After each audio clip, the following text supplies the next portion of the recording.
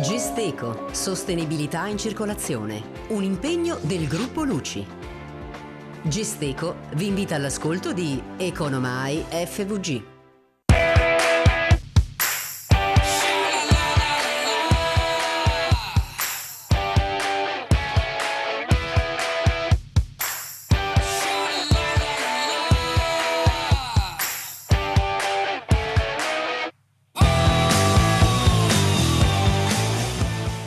Buonasera e bentrovati a questa puntata di Economai FVG. Le imprese hanno ripreso a investire, si vede dai dati, ne abbiamo parlato anche nelle scorse settimane, ma altrettanto non possiamo dire per quanto riguarda le famiglie. Certo, il periodo non è dei migliori, ci sono molte preoccupazioni, ci sono anche i rincari in vista e quindi i soldi, come si dice, è meglio tenerli sotto il materasso, pensa qualcuno, ma questo fa inevitabilmente del male anche alla nostra economia, perché se i soldi non si rimettono in moto, se i consumi non girano, sicuramente i nostri commercianti, i nostri imprenditori faranno fatica a mandare avanti le loro aziende. Insomma, alla fine è sempre un cane che si morde la coda e quindi sarebbe bene cercare di liberare quei soldi e di rimetterli in circolazione. Ci sono sicuramente famiglie che fanno fatica ad arrivare alla fine del mese, ma ce ne sono altre che magari in banca hanno un bel gruzzoletto che potrebbero investire in qualche modo. Abbiamo detto i tempi sono difficili e le scelte sono sicuramente complicate, però sicuramente dare più impulso ai consumi è quello che richiede la nostra economia. Di questo parleremo questa sera, lo vedete anche nel nostro titolo,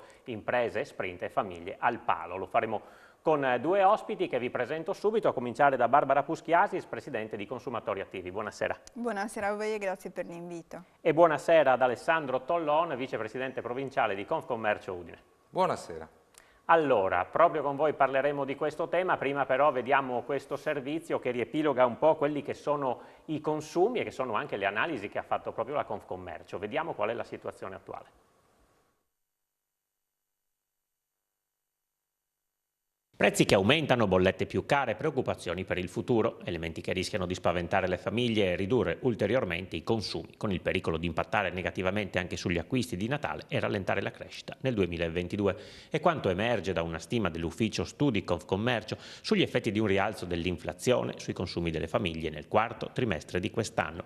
L'associazione stima che nell'ipotesi di un aumento medio dei prezzi del 3% si perderebbero circa 2,7 miliardi di euro di consumi che potrebbero arrivare fino a 5,3 miliardi nell'ipotesi, non tanto irrealistica, di un'inflazione al 4%. Su questa riduzione dei consumi pesa peraltro anche l'aumento delle spese obbligate per il rincaro dei prezzi dell'energia, che si è già trasferito sulle bollette di luce e gas, nonostante i sostegni stanziati dal governo per neutralizzare in parte gli effetti di questi aumenti sui bilanci delle famiglie, in particolare di quelle più fragili sotto il profilo del reddito del lavoro. Secondo l'ufficio studi di Confcommercio, per il 70% le perdite stimate sono dovute a immediate riduzioni di potere d'acquisto del reddito disponibile, per la restante parte al minore potere d'acquisto della ricchezza finanziaria detenuta in forma liquida e quindi non protetta dall'inflazione in attesa. Appare piuttosto inverosimile, secondo le stime, che questi potenziali incrementi dei prezzi, essendo piuttosto probabile un abbondante superamento del 3% tendenziale dei prezzi nel quarto trimestre, non comportino alcuna variazione nelle aspettative delle famiglie e non riducano gli acquisti durante l'importante periodo natalizio. Secondo le stime non si possono trascurare neppure conseguenze più rilevanti per il 2022, anche in termini di crescita economica, negativamente influenzata da una minore domanda reale di consumo. A lanciare l'allarme sono anche le associazioni dei consumatori, secondo le quali una riduzione dei consumi per 5,3 miliardi equivarrebbe a una minore spesa di circa 200 euro a famiglia solo in occasione del Natale. Ecco perché si moltiplicano le richieste al governo di intervenire adottando come prima misura la riduzione delle tasse sui carburanti, tagliando IVA e accise su benzina e gasolio, in modo da contenere la spesa delle famiglie per i rifornimenti e limitare la crescita dei prezzi al dettaglio, con benefici per consumatori, imprese e industria. Questa dunque è un po' la cornice, dobbiamo ricordare anche che questa è la settimana del Black Friday, un'usanza che abbiamo importato da oltreoceano, che prima era in una giornata, il giorno vero sarebbe quello di domani, l'ultimo venerdì di novembre, poi insomma è stata estesa anche a periodi più lunghi, una settimana, anche di più, insomma con tante offerte con le quali naturalmente i commercianti possono fare qualche incasso in più e i consumatori possono approfittare e ricevere delle offerte, insomma da cogliere al volo. Può servire anche questo a dare una spinta ai consumi? Lo chiedo a Tollon intanto, visto che ce n'è molto bisogno.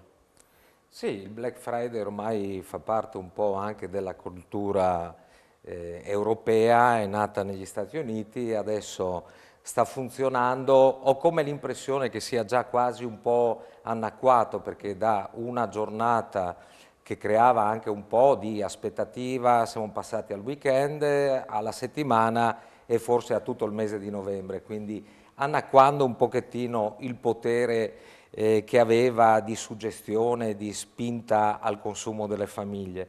Nell'analisi comunque avete detto tutte cose ovviamente corrette. Da un lato le famiglie spaventate dal rialzo soprattutto di alcune materie prime, che poi si traduce in una spesa maggiore quotidiana. Parliamo sì della benzina ma anche dell'elettricità, parliamo del gas.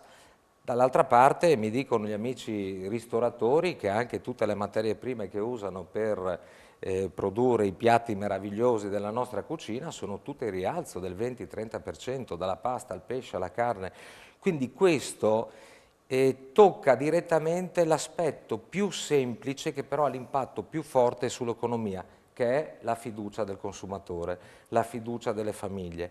Per cui paradossalmente ci sono dei conti correnti strapieni di denaro che non vengono spesi, proprio perché c'è un calo di fiducia nel domani che ti spinge a essere sempre un po' attento. Però diciamo anche la verità, si avvicina il Natale, il clima è comunque, nonostante tutto, poi magari affronteremo anche gli aspetti più negativi, però nonostante tutto si avvicina il momento più bello dell'anno per lo shopping, quindi io sono convinto che prima il Black Friday, a cui stanno aderendo non tutti i commercianti ma buona parte, e poi le offerte che ci sono sotto Natale, poi i saldi, ci porteranno ad avere un mese e mezzo in cui ci sarà un consumo un pochettino più elevato dopo 3 o 4 settimane di calo assoluto. Ieri mi sono confrontato con tutti i miei colleghi commercianti di abbigliamento della regione e devo dire che concordiamo al 100% tutti quanti che il mese che abbiamo alle spalle è stato un mese veramente difficile. Speriamo che le famiglie, il consumatore abbia tenuto duro un po' le spese per rifarsi, per darci qualche soddisfazione in questo prossimo weekend. Ecco, Puskiasi, sì, il Black Friday sicuramente è utile perché fa fare affari alle persone, visto insomma, la mole degli sconti con cui si trovano a che fare, nasconde anche qualche insidia. Allora, è un periodo sicuramente tanto atteso proprio perché questo clima di poca speranza e poca fiducia nel futuro, insomma, fa contrarre quella che è la spesa delle famiglie. Gli sconti attraggono sempre e appunto questo fenomeno del Black Friday ormai è diventato veramente un qualcosa di molto atteso da parte degli italiani. Però attenzione perché degli studi dimostrano come i prezzi dei prodotti subiscano alla base un aumento durante il periodo della scontistica del Black Friday, quindi durante novembre. Ovviamente quel prezzo poi insomma, viene ridotto dalla scontistica, ma una volta che cessa il periodo delle offerte, il prezzo ritorna a quello originario leggermente ritoccato al rialzo. Quindi arriviamo a Natale dove potremo avere delle sorprese, cioè la necessità di correre all'ultimo minuto a fare degli acquisti potrebbe portare a non fare degli acquisti così convenienti come quelli che potevamo fare a inizio stagione, ad esempio ad ottobre.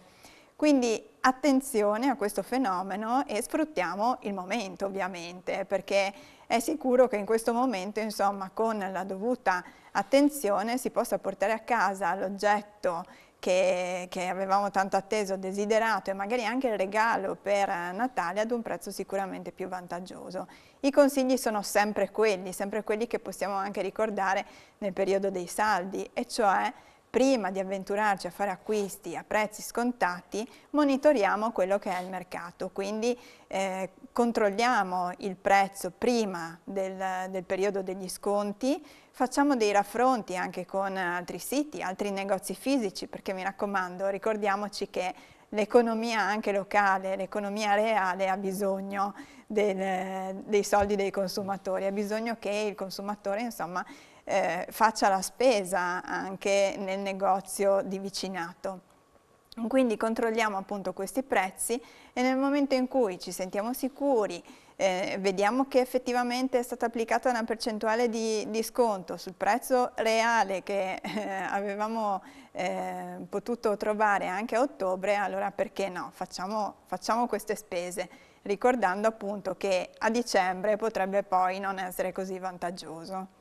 Eh sì, insomma, poi c'è anche da fare una distinzione, come accennava lei poco fa, tra l'acquisto online e il negozio fisico vicino casa con il quale insomma ci si può confrontare e c'è anche un rapporto di fiducia certamente con il negoziante. Sì, ci siamo abituati molto durante il periodo del lockdown a navigare per giorni e giorni su internet e ovviamente anche chi prima non era così avvezzo agli acquisti online si è molto impratichito. Anche nell'online noi possiamo trovare delle realtà locali, delle realtà italiane, dei produttori appunto che fanno della sostenibilità, della responsabilità sociale un loro stile di vita e quindi quando facciamo gli acquisti cerchiamo di fare acquisti consapevoli, cerchiamo di fare acquisti dove l'attenzione sia al prodotto, la nostra soddisfazione nell'acquistarlo, nell'indossarlo, nell'utilizzarlo,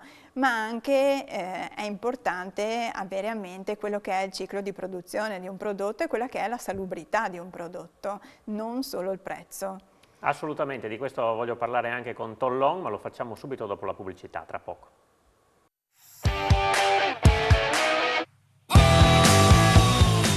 Rieccoci di nuovo con Economai FVG, stiamo parlando dei consumi, in particolare di quelli delle famiglie. Tollon, le chiedo, insomma ci eravamo lasciati poco prima della pubblicità con questo argomento, l'online, il negozio fisico, quanto avete sentito in questo periodo di pandemia dove insomma le persone si sono abituate molto a fare acquisti online, questa magari disaffezione al negozio di vicinato?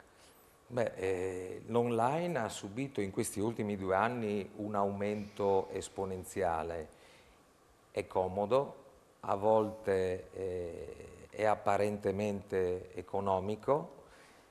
Giochiamo su 2 mondi completamente diversi, cioè il negozio fisico con tutte le incombenze, in particolare anche quelle fiscali, il negozio online che paga un 20° rispetto a quello che paghiamo noi, quindi una concorrenza sleale su cui si sta mettendo fortunatamente mano proprio in questi mesi.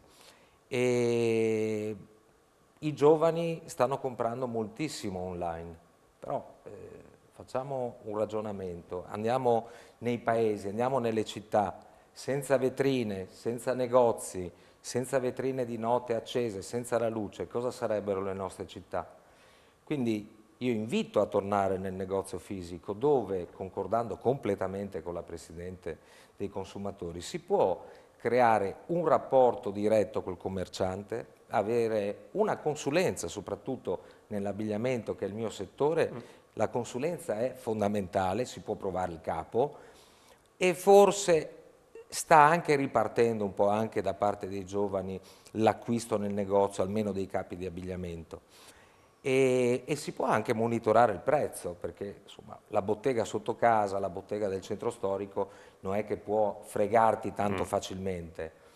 Quindi ovviamente l'invito è torniamo a comprare dai E poi gli sconti li fate anche voi, insomma clienti abituali, clienti di fiducia, insomma lo sconto arriva comunque poi. Ma lo sconto ormai è consolidato, diciamo la verità, cioè nessun cliente che viene una seconda volta viene trattato senza un piccolo sconto, senza un piccolo dettaglio. Dopodiché ci sono 1000 occasioni, le 1000 promozioni che facciamo, ma anche lo sconto personalizzato, no? Quindi a volte anche si ragiona, c'è anche chi arriva con la foto del capo che ha visto online e si discute del prezzo, di quello che è il dopo vendita, no? L'assistenza. Cosa succede se acquisti un elettrodomestico e poi hai dei problemi? Cioè, se resti solo ad affrontare il problema. Invece se acquisti sotto casa o se acquisti nelle vicinanze hai un riferimento e la stessa cosa vale per il capo di abbigliamento, vale anche per la tecnologia. Quindi direi che se mettiamo sulla bilancia il prezzo e il servizio, a mio avviso noi possiamo vincere col servizio personalizzato e anche con la cortesia, che insomma non è una cosa da poco, no?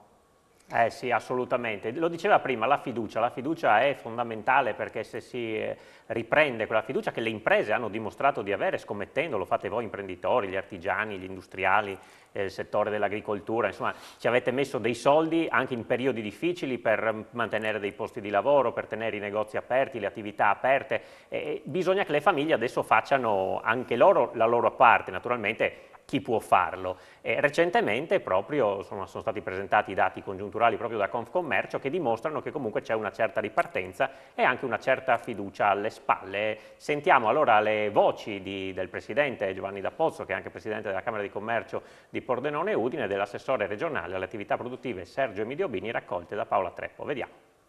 Dati positivi per la ripartenza grazie ai vaccini, al Green Pass. Sì, tutta una serie di dati positivi. Il primo è quello economico, quindi le imprese evidenziano una ripresa, non è omogenea ma c'è. Secondo, il sentiment positivo, si guarda avanti con una certa fiducia.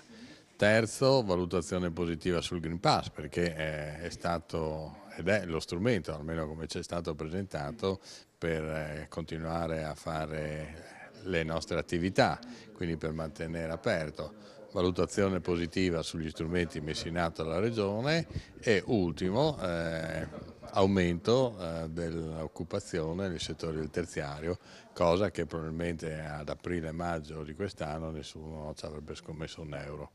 Quindi nel complesso diciamo, sono tutte valutazioni positive, di certo che le notizie diciamo, che appaiono negli ultimi giorni non ci devono far pensare di ricadere in una situazione di lockdown e quant'altro, che sarebbe a questo punto veramente estremamente nociva e negativa per il comparto che più ha sofferto, anche perché sarebbe un po' una presa in giro, cioè la campagna di vaccinazione è stata appoggiata e ampiamente condivisa, il Green Pass e tutti gli strumenti giustamente che sono stati proposti a livello governativo fanno sì che questo ci abbia permesso di tornare in una pseudo normalità. Se questo non dovesse accadere vuol dire che c'è qualcosa da mettere a regime.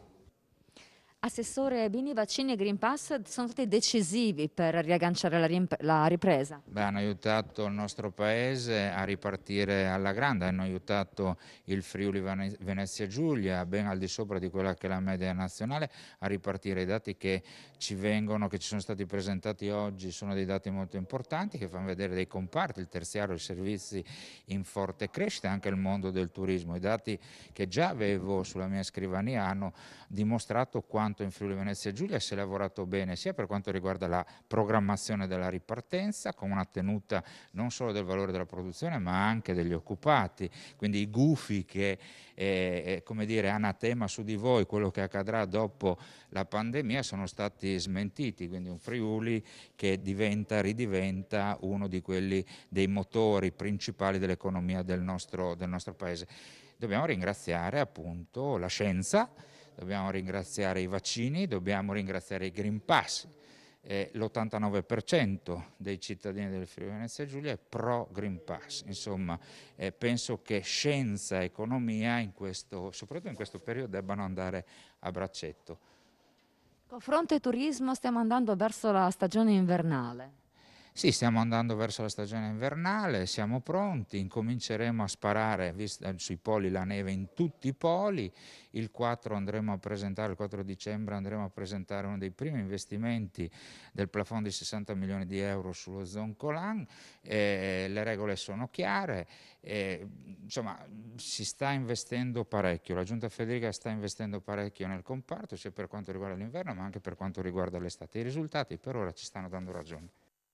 Dopo un'estate che insomma è stata sicuramente ottima dal punto di vista del turismo, adesso ci si affaccia a questo in periodo invernale, che insomma sappiamo comunque è redditizio sia per i commercianti sia per naturalmente chi si occupa di montagna.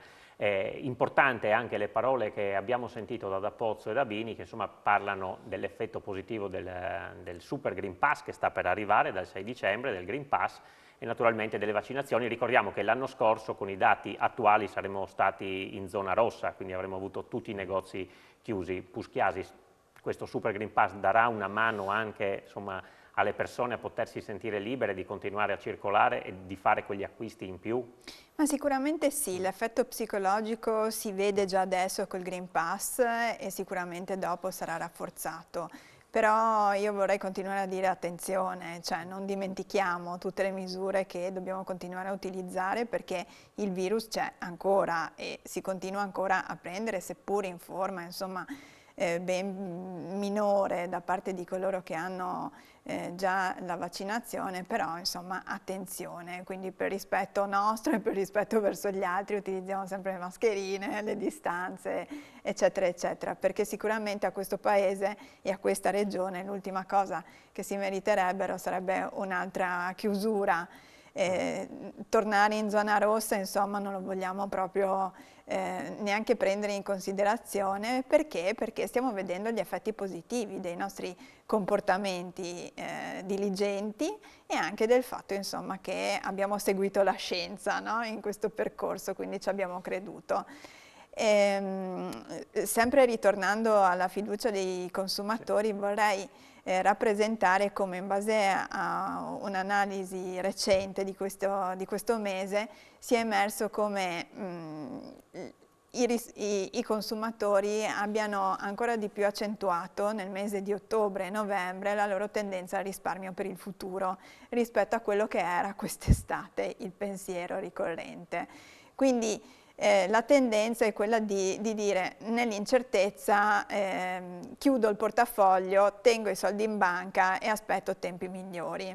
Quanto è conveniente tenere oggi i soldi in banca però? Appunto, questo è il tema che volevo affrontare perché purtroppo tenerli in banca è quasi peggio che tenerli sotto il materasso, nel senso tenerli sul conto corrente ci costa e ci costa tanto, ci costa in bolli, in spese di gestione, quindi sicuramente insomma, non è una delle migliori scelte. Come stiamo vedendo l'economia sta ripartendo, quindi il messaggio che io voglio dare è ovviamente quello di fiducia. È vero che c'è questo incremento di prezzi che è legato all'aumento delle materie prime, sicuramente non si risolverà nel giro di pochi mesi, ma probabilmente ce lo trascineremo per tutto il 2022 e probabilmente anche per un po' del 2023. È un problema congiunturale, è un problema che riguarda non solo l'Italia, ma che riguarda tutto il mondo. Quindi, a prescindere da questo, quindi dall'aumento dei prezzi, che da gennaio in avanti sarà ovviamente ancora più sentito, perché la distribuzione riesce ad ammortizzare per un breve periodo, ma poi ovviamente non può più sostenere questi rincari e li deve riversare sull'utente finale o sul consumatore. E l'unico modo per riuscire ad uscire da questo periodo insomma, di incertezza, da questo periodo buio, è quello di avere fiducia nel futuro e quindi di fare gli acquisti che riteniamo di dover fare. Abbiamo sentito prima i dati, anche il mondo dell'occupazione segna un più, quindi non abbiamo più per il momento quello spettro, no? Della disoccupazione, della perdita dei posti di lavoro. È vero che quello che richiediamo, oltre a un intervento sulle accise, ad esempio sui carburanti, veniva ricordato prima, insomma, e su alcune voci che vanno a comporre anche la bolletta dello stesso consumatore, oltre che quello delle imprese, come ad esempio quei costi, gli oneri di sistema fastidiosissimi che incidono tantissimo in quello che paghiamo insomma, nella bolletta, è quello di andare a ritoccare anche i salari, perché le famiglie allo stato attuale insomma, sono meno fiduciose rispetto a settembre proprio perché non vedono aumentare la loro busta paga. Però in uno scenario, ripeto, positivo, cioè positivo nel senso che l'occupazione sta aumentando e nel senso che anche il PIL sta crescendo, è ovvio insomma che non c'è motivo per chiudersi in casa e per chiudere qualsiasi anche momento di svago, di leggerezza che il consumatore può in qualche modo concedersi. Certo, rispetto a un anno fa siamo davvero in un'altra situazione, ma ne parliamo subito dopo la pubblicità, tra poco.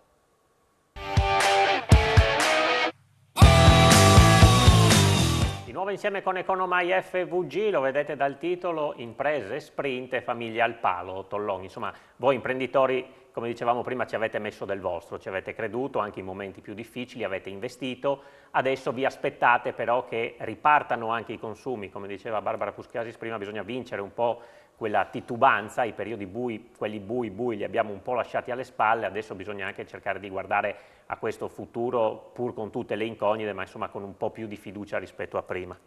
Ma le aziende si stanno preparando allestendo i loro negozi al meglio e anche investendo, e a tale proposito vorrei dire che in questa regione, che è una regione virtuosa, ci sono anche delle occasioni. Proprio nelle prossime settimane ci sono i contributi della regione per le start-up giovanili, quindi per delle nuove attività. C'è l'articolo 100 della legge sul commercio che dovrebbe aprirsi entro la fine dell'anno, che incentiva anche con dei contributi a fondo perduto le aziende, e vedo che c'è molto interesse, abbiamo avuto un'occasione poche settimane fa di andare per esempio anche a Sappada, che da poco è parte del Friuli Venezia Giulia, e c'è molto interesse per questi strumenti che comunque ti consentono di avere un ritorno di un 50% sulle spese ammesse a fondo perso, quindi un ritorno molto importante che fa molto gola alle aziende che hanno sempre comunque bisogno di migliorare le loro attività. In più in questa regione abbiamo strumenti come il Confidi che permette l'accesso al credito in modo più semplificato, in modo più semplice, e anche la Confcommercio dà una mano quotidiana a decine, centinaia e migliaia di aziende per usare gli strumenti che sono a disposizione. La Regione stessa ha fatto tutto un calendario da qui a 14 mesi di bandi dove si potrà andare a attingere spiegando bene quali sono le opportunità, quindi diciamo le opportunità da cogliere ci sono. Beh, il rapporto con la Regione è molto positivo e c'è molta attenzione proprio per il mondo delle imprese, che sia l'industria, l'agricoltura. Noi rappresentiamo un terziario e cerchiamo di concentrare la nostra attenzione e le nostre richieste per le necessità specifiche del nostro mondo. Per quanto riguarda le famiglie è stato detto già abbondantemente quali sono un po' i timori e perché si spende un po' meno. Tanto diciamo che gli stipendi sono fermi e quindi le potenzialità non sono cresciute. In più c'è questo clima che però ultimamente probabilmente è migliorato, e lo dimostrano anche gli studi di Confcommercio, e che porteranno ad avere un Natale un po' più positivo, dove anche si spenderà di più, anche per avere una gioia in più con la famiglia. Quindi siamo ottimisti. Ecco, posso dire un segno invece negativo: se mi chiudi praticamente il confine con l'Austria, viene a mancare in questa provincia un consumatore che noi abbiamo molto, perché ha un potenziale di spesa alto e ama lo stile italiano, no? Ama lo stiamo vedendo in questi giorni con l'Austria in lockdown. Tarvisio di fatto è in lockdown. Tarvisio è in lockdown indirettamente, anche ieri con Mauro Cestaro, che è il nostro referente locale per la moda, dice: noi è 2 giorni che non battiamo un chiodo. Ma Lignano uguale, ma anche il centro di Udine, che è sempre oggetto di visite soprattutto di austriaci e anche di qualche bavarese. Quindi la situazione da quel lato lì è un po' più difficile. Bisogna concentrarsi sui consumi degli italiani, che sappiamo essere il tallone d'Achille di tutta la catena economica italiana, cioè il consumo interno è al palo e bisogna in qualche modo, con uno shock, cercare di rimetterlo in moto. Allora, in questo servizio di Isabella Gregorato vi facciamo vedere un po' quello che è il libro bianco dei consumi. Vediamo cos'è. La pandemia ha costretto più della metà delle famiglie del Friuli Venezia Giulia a modificare il proprio stile di consumo, con la riduzione degli sprechi e degli eccessi, la rinuncia all'acquisto di alcuni beni e servizi e una maggiore ricerca di offerte e promozioni, modificando i punti d'acquisto attraverso un maggiore ricorso all'e-commerce. È quanto emerge dal Libro Bianco, la ricerca promossa da Federconsumatori e Adiconsum, finanziata dalla Regione, realizzata con la collaborazione delle 2 università regionali e dalla SVG di Trieste. Allora, gli elementi di rilievo sono numerosi. Diciamo certo una cosa importante è la percezione delle persone, la percezione dei cittadini, ma più che la percezione anche come hanno pagato, diciamo così, sulla propria pelle dal punto di vista economico le conseguenze del Covid. Ecco, uno degli aspetti che emergono dall'indagine è appunto questa aumentata, se non povertà, difficoltà economica. Non è aumentata in maniera generalizzata naturalmente, ma comunque in maniera significativa in segmenti particolari della popolazione. Cambiamenti di rotta, e-commerce, no? Sì, certo. Cambiamenti ce ne sono stati numerosi, evidentemente. Uno molto importante che deriva dal fatto che l'indagine può essere messa in sequenza storica con l'indagine che è stata effettuata 10 anni fa sugli stessi temi e la grande ascesa dell'e-commerce. Quindi vi è un numero sempre maggiore di persone che spendono sempre più denaro facendo acquisti online. Per quanto riguarda il risparmio, gli ambiti di spesa più colpiti sono la ristorazione, l'abbigliamento, la cultura e il tempo libero. Dalla ricerca emergono anche le preferenze per i prodotti locali, che arrivano all'86% dei consumatori, nonostante siano considerati più cari rispetto a quelli provenienti da più lontano, a testimonianza che il consumatore cerca sempre di più la qualità. Le prime cose che ci vengono richieste, a cui noi ci dedichiamo anche tanto, riguarda la regolarità di un contratto di acquisto. Quindi quando acquistiamo un prodotto, per i consumatori è necessario capire tutto quello che è necessario sapere sul tipo di prodotto, ai fini comunque della bontà della salute, se parliamo di prodotti di prima necessità, e così anche per tutti gli altri prodotti. Questo è l'aspetto fondamentale, comunque capire ciò che si acquista, avere certezza della provenienza, dell'effetto che questo produce sulla persona, e quindi questo è il primo dato, e come difendersi e far rispettare un contratto di acquisto senza che ci siano imbrogli sotto. Per quello che riguarda l'associazione dei consumatori, rispetto a quella che abbiamo fatto circa 11 anni fa, abbiamo verificato una maggior consapevolezza del consumatore rispetto ai suoi diritti. Quindi questo presuppone che anche da parte nostra, cioè delle associazioni dei consumatori presenti in Regione, ci sia una maggiore attenzione e la possibilità di dare ancora maggiori servizi. Questo è quello che mi è parso di leggere, diciamo, dai innumerevoli dati che sono emersi da questo studio. E comunque emerge una povertà che sta crescendo. Ma da quello che abbiamo visto, dai dati che stanno presentando in questo momento, abbiamo visto più che altro che una forchetta che si sta allargando, cioè chi riteneva di stare bene continua a dire che sta bene, chi riteneva di stare già male pensa di stare peggio. Quindi questo è un grande problema, cioè dobbiamo anche riequilibrare un attimo quella che è, come dire, la gestione della ricchezza della nostra regione. Sì, Puskiasi, insomma, è importante anche la presa di coscienza da parte dei consumatori che hanno dei diritti. Molto spesso andiamo ad acquistare le cose, ci informiamo dopo quando c'è successo il problema, bisogna imparare a informarsi prima e sapere bene che cosa si può fare e quali sono i propri diritti, no? Sì, appunto, purtroppo quella è rimasta un po' una tradizione di tutti noi, nella fretta, nell'impulsività dell'acquisto, tralasciamo spesse volte tanti dettagli che poi insomma si rivelano fondamentali. L'online in questo ci può aiutare, nel senso che il codice del consumo stabilisce che entro i 14 giorni dal momento in cui riceviamo il prodotto che abbiamo acquistato sull'online possiamo decidere eventualmente, se non ci piace, se non lo vogliamo più, di restituirlo, e restituirlo pure senza spese. Questo è un diritto, non è che il commerciante, no, sull'online parliamo, anche vale dal commerciante fisico? No, questo qua vale solo sull'online, Okay. quindi solo sugli acquisti effettuati fuori dai locali commerciali oppure a distanza, anche attraverso il telefono ad esempio, come si usava andava tempo fa, adesso non più tanto. È un diritto comunque, non ci possono essere storie dietro. Tanto che alcuni venditori online addirittura garantiscono questo diritto anche per un tempo maggiore rispetto ai 14 giorni, anche ad esempio per un mese. Stiamo vedendo però come questo diritto in alcuni casi venga riconosciuto anche da parte dei negozi fisici. E ovviamente nei negozi fisici abbiamo un ulteriore vantaggio, che possiamo provare il bene, lo possiamo vedere, lo possiamo toccare, possiamo parlare con il commerciante. Quindi abbiamo, oltre a un rapporto diretto che poi si può creare e può essere il fondamento proprio di un rapporto di fiducia che si costruisce nel tempo, abbiamo la possibilità di entrare più nel dettaglio sulla fisicità, diciamo, e sulla funzionalità del bene, mentre sull'online questo non ce l'abbiamo.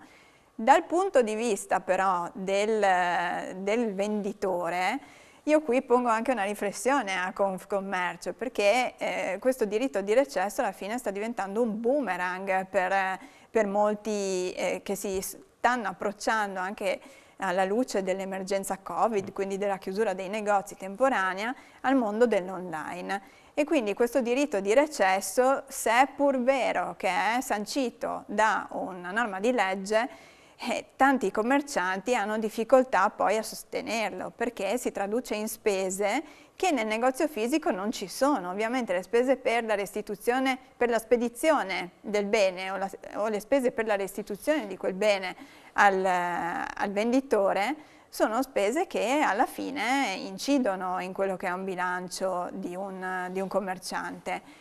Quindi un ragionamento di sistema su questo tema, sul diritto di recesso, a mio avviso deve essere fatto, ma non per eliminarlo dal codice del consumo o per privarne il consumatore nelle vendite online a distanza, perché deve rimanere un diritto, ma per cercare di riequilibrare i diritti anche nelle vendite, diciamo, nel negozio fisico. Quindi cercare di dare la possibilità, come fanno in tanti negozianti già adesso, di eventualmente concedere un periodo per determinate particolarità di beni, per determinate occasioni, ad esempio quando si fa un regalo, no? Dove magari il regalo potrebbe non essere gradito o magari quell'oggetto ce l'ha già la persona, ecco, di poter garantire anche nel negozio fisico un diritto di ripensamento o comunque un cambio. Ecco, Tollon? Devo dire che funziona già così, almeno nei nostri negozi, non so se nelle grandi catene, ma mi pare anche lì che ci sia grande disponibilità, soprattutto al cambio. Restituire i soldi dopo che hai fatto lo scontrino è sempre un po' complesso, a meno che non ci siano dei difetti nei capi che vanno segnalati nei tempi, se non sbaglio, entro 2 mesi, entro un mese da quando, ma non entro un anno come capita ogni tanto nei nostri negozi dove ne vediamo di tutti i colori. Per il resto... Interrompo un attimo perché il codice del consumo prevede che la garanzia abbia una durata di 2 anni. Quindi ovviamente in questi 2 anni se si manifesta un vizio che è ricollegato ovviamente al bene, non all'uso del bene, cioè non è che posso andare nel negozio portando la scarpa e dicendo che è usurata, quello non è un vizio, il vizio è appunto se si rompe, se si sgualcisce. Diciamo che nei beni di abbigliamento, nelle scarpe uno si accorge subito la prima volta che le indossa se hanno un difetto di fabbrica, dopo un anno mi sembra veramente difficile. Esatto, comunque questo è il periodo temporale. Dipende dal bene. Sì, nel nostro lavoro poi ne vediamo di tutti i colori, no? Perché arriva anche chi ha usurato, però la stessa cosa avviene anche online. Mi segnalano proprio questo aspetto di cui parlava la Presidente, cioè il capo parte, arriva al cliente a cui non piace, diritto di recesso, restituisco, magari il capo lo ha anche usato. Le grandi catene sono fortissime a controllare queste cose, però il piccolo negozio un po' meno.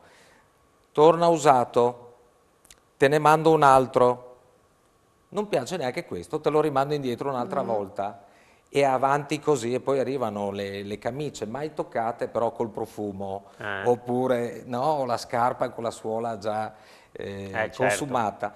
Cioè ne succedono di tutti i colori. È vero che piattaforme molto importanti che hanno messo al centro della loro attenzione il consumatore fanno di tutto anche a discapito dei commercianti che mettono lì il prodotto da vendere sulla piattaforma e ci guadagnano comunque.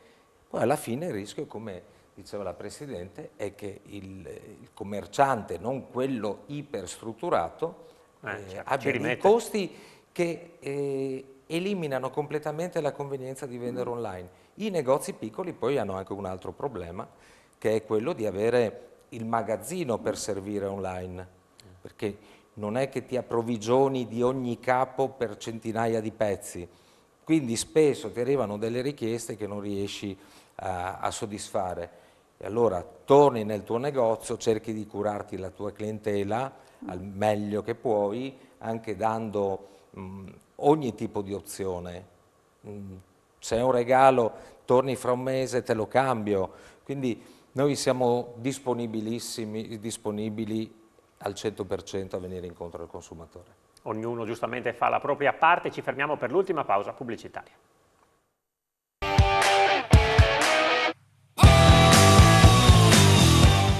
Parte di Economai FVG, consumi delle famiglie al centro di questa trasmissione. Abbiamo sentito, ci diceva Tollon prima, fatica alle volte per chi si vuole organizzare con online a tenere nei magazzini tanti capi per soddisfare le richieste di tutti, ma fatica immagino anche nel reperire le merci in questo periodo. Ecco, questo è un periodo dove paradossalmente già da quest'estate comincia a scarseggiare la merce di abbigliamento. Anche da un confronto molto recente con i colleghi della moda è emerso che sia l'abbigliamento da donna che da uomo, ma anche gli accessori, dalle scarpe alle borse, scarseggiano. Tant'è che qualcuno mi ha detto: non aderisco al Black Friday perché ho paura di arrivare ai saldi senza merce o al Natale senza merce. Questo che cosa comporta? Che i campionari che stiamo facendo in questo momento per il prossimo anno ci presentano dei prodotti che hanno un 10-20% in più di costo, proprio perché scarseggia la merce. Tutti quei capi realizzati nel Far East hanno subito degli incrementi nella materia prima e nei trasporti altissimi, che inevitabilmente si ripercuotono sui commercianti e poi sui consumatori. Comunque è vero, è un fenomeno in atto, non c'è tanta merce. Se qualche anno fa dicevamo siamo subissati dall'abbigliamento, c'è un'offerta esagerata, in certi settori comincia a mancare. Sì, ci sarebbe, per dire la verità, un'arma in più per dare impulso al commercio proprio in questo periodo di Natale, che è la 13ª, però anche con la 13ª bisogna fare i conti, perché poi l'ultimo periodo dell'anno è anche un periodo di spese. Allora vediamo in questo servizio come la CGA di Mestre ha analizzato questa situazione, con le parole anche del coordinatore dell'ufficio studi della CGA, Paolo Zabeo. Vediamo. Per i pensionati che la ritirano alle poste, l'operazione scatterà il 25 novembre, mentre per tutte le persone in quiescenza che la ricevono direttamente sul conto corrente, il pagamento è previsto per il 1° dicembre. I lavoratori dipendenti e quelli privati, infine, riceveranno l'importo entro Natale. Tuttavia, l'ufficio studi della CGA di Mestre non ha perso tempo e ha già fatto i conti, arrivando alla conclusione che a far festa, in particolar modo, sarà l'erario. Stiamo parlando delle 13esime, che quest'anno interesseranno 33,8 milioni di italiani, 16 milioni di pensionati e 17,8 milioni di lavoratori dipendenti. In complesso, i beneficiari incasseranno un ammontare lordo pari a 45,7 miliardi di euro. Se a questo importo sottraiamo gli 11,8 miliardi di ritenute IRPEF che finiranno nelle casse del fisco, nelle tasche degli italiani rimarranno 33,9 miliardi netti. Si spera che a festeggiare la 13ª siano anche i beneficiari. Una buona parte di questa mensilità, infatti, sarà spesa per pagare la rata del mutuo, le bollette, il saldo dell'IMU della seconda casa, ma è altrettanto auspicabile che la rimanente parte venga utilizzata per rilanciare i consumi, acquistando i regali natalizi nei piccoli negozi e nelle botteghe artigiane. Molto dipenderà anche dall'andamento dell'epidemia e dalle eventuali chiusure che il governo potrebbe introdurre nelle prossime settimane per contrastare la pandemia. Tuttavia, la CGA stima che la spesa per i regali natalizi quest'anno dovrebbe tornare almeno alla stessa soglia registrata nel 2019, quando sfiorò i 9 miliardi di euro. Niente a che vedere tuttavia con quanto spendavamo prima della crisi 2008-2009, quando per i regali natalizi gli italiani a dicembre facevano acquisti per quasi 20 miliardi di euro. La contrazione registrata in questi ultimi anni in parte è anche ascrivibile al fatto che molti italiani anticipano a novembre l'acquisto dei regali approfittando del Black Friday. Con meno acquisti tuttavia a pagare il conto sono stati soprattutto i negozi di vicinato, mentre gli outlet e la grande distribuzione organizzata sono riusciti ad ammortizzare il colpo. La speranza è che anche grazie alle tredicesime in quest'ultimo mese dell'anno si torni a spendere intelligentemente, ridando così fiato alla domanda interna che, seppur in crescita, rimane ancora debole. Eh sì, Puskiasi insomma fa un po' festa allo Stato, abbiamo visto con queste tredicesime, però anche una parte di soldi che è bene non mettere a accantonare anche questa, ma magari utilizzarla. Ma le famiglie in tanti casi aspettano per utilizzare il patrimonio, il gruzzoletto che accumulano in banca, aspettano che ci sia la somma giusta per poter dire facciamo acquisti in sicurezza, sapendo che comunque qualche cosa mi resterà comunque sul conto. Quindi sicuramente insomma la tredicesima viene vista un po' come un extra, no? Cioè come qualcosa di più rispetto agli altri mesi. Quindi sicuramente verrà utilizzata probabilmente molto di più per spese necessarie e non futili, ma questo è anche l'invito che noi facciamo. Se dobbiamo acquistare, acquistiamo cose che ci servono, non stiamo a riempire poi le patumiere. Utilizziamo prodotti, compriamo prodotti utili e ritorno sempre anche compriamo prodotti che siano salubri. Attenzione alle etichette, attenzione al modo di produzione, perché effettivamente siamo sempre un po' troppo poco attenti a quello, guardiamo l'estetica, guardiamo il prezzo soprattutto, ma non badiamo alla durata di quel prodotto e a quanto quel prodotto possa essere ad esempio tollerato dalla nostra salute. Pensiamo a tanti magari vestiti così usa e getta, no? Che prendiamo, che durano sì e no una stagione ma neanche quella, e che poi ce lo ritroviamo nell'armadio e non sappiamo che cosa farcene. Ecco, insomma, quando facciamo acquisti facciamoli consapevoli, soprattutto insomma, pensando che dato che in banca è sempre più difficile investire, possiamo investire sull'economia reale, quindi possiamo investire su quello che utilizziamo ogni giorno. Prendere un buon maglione ci permette di dire che quel maglione potrà essere utilizzato per qualche stagione, quindi non solo per 2 o 3 mesi, ma facciamo un acquisto consapevole, un acquisto duraturo. È un po' un abortamento anche in quel caso lì. Tollon, siamo in chiusura, però non abbiamo toccato, abbiamo fatto tante altre volte, ma insomma è giusto fare un flash anche sui ristoratori, perché naturalmente il periodo di Natale, anche se adesso con la zona gialla in arrivo da lunedì ci sarà qualche cambio di regola, però insomma rispetto all'anno scorso che eravamo chiusi è fondamentale che quel mondo lì incassi in questo periodo di Natale. È fondamentale. Dalle riaperture si è visto che c'era tanta voglia di tornare nei bar, nei ristoranti, nelle trattorie, nelle enoteche, le abbiamo viste anche piene, abbiamo visto tanti turisti, quindi è una componente fondamentale della nostra vita sociale.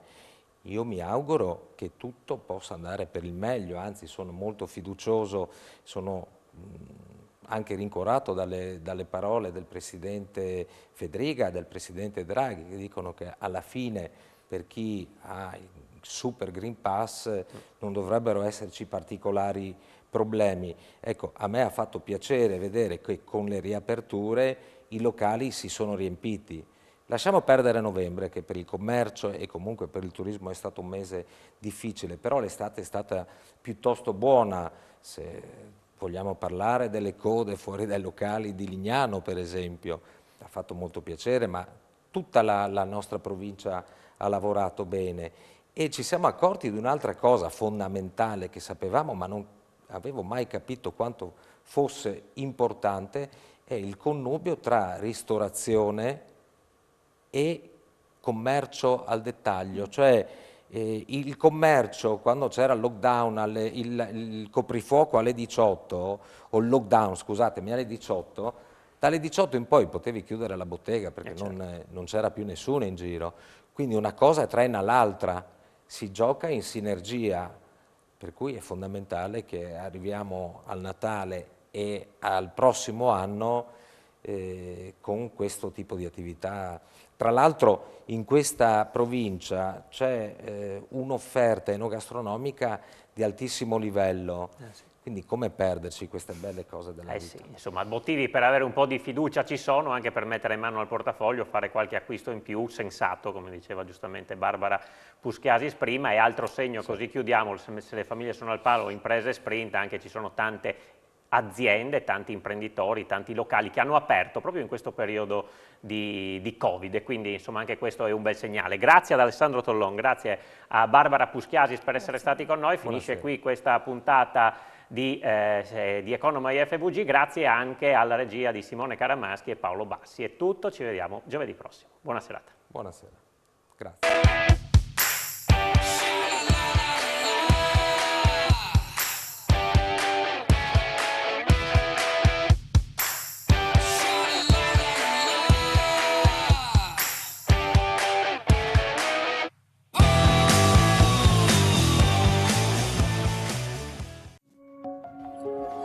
Gesteco, sostenibilità in circolazione, un impegno del gruppo Luci.